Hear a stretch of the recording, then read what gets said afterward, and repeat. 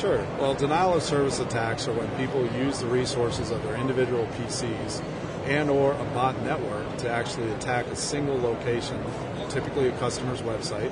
It could also be an API or an FTP server or something, where they overload the resources that are available for that site. And when they do that, the site typically crashes and is unavailable to both valid and invalid users that want to log in after that point. So what's really changed in the last year is that the technology has become something that everyday users can use. So as a result, you don't have to have a computer science background to be able to bring an attack.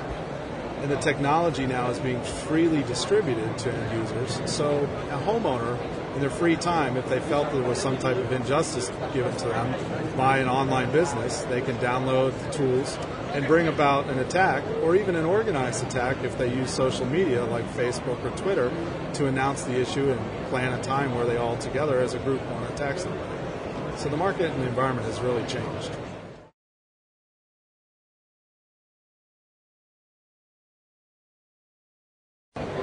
So the risk is a couple-fold. The first one, of course, is the obvious one, revenue.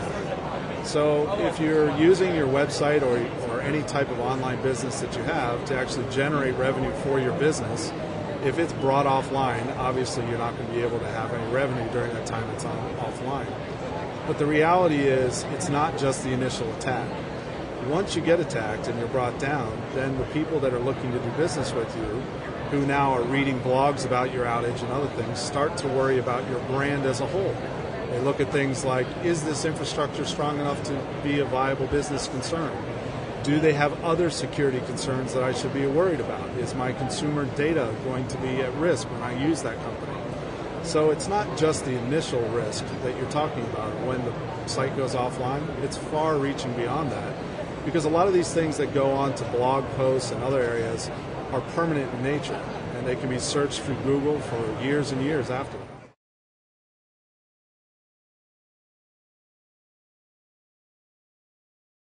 So because of the advent of broadband and the adoption of broadband and the reality that the technology is being freely distributed now and does not have to be launched, the attack does not have to be launched from a centralized bot herder or someone with a technology background, the tools necessary to defend against DDoS attacks have really changed. Basically, the reality is that you can have your pipe to your internet connection from your infrastructure overloaded in a matter of minutes. So as a result, on-premise equipment no longer can be the only solution that you have. So if you do have on-premise solution, you need a cloud backup that can really absorb the traffic in the cloud so that it allows for your on-premise equipment to filter the remaining pieces. If you don't have on-premise equipment, the cloud is all you really need, because you can't overload the crowd with the type of technology most people are using today.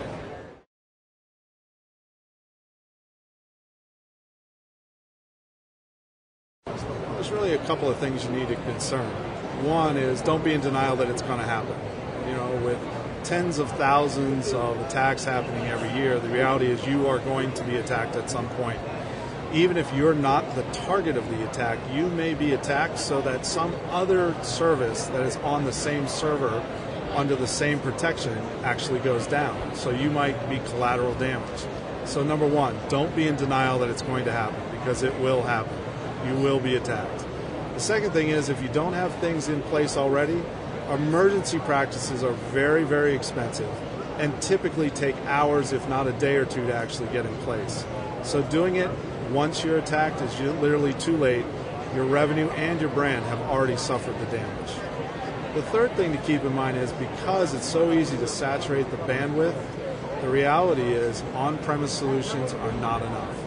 If you're going to put something in place, you need to have the backup of the cloud, whether in conjunction with an on-premise solution or by itself.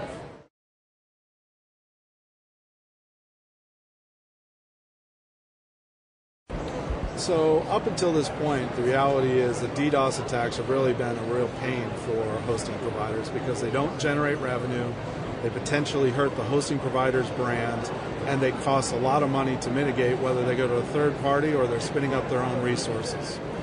In today's environment, now that the public is a little bit more educated to the fact that when they get attacked, if they don't have protection in place, they'll typically get shut off or black holed. So as a result, there's a new opportunity for DDoS services to be offered by hosting providers. And our company, Neustar, with our product Site Protect, is a perfect opportunity for that.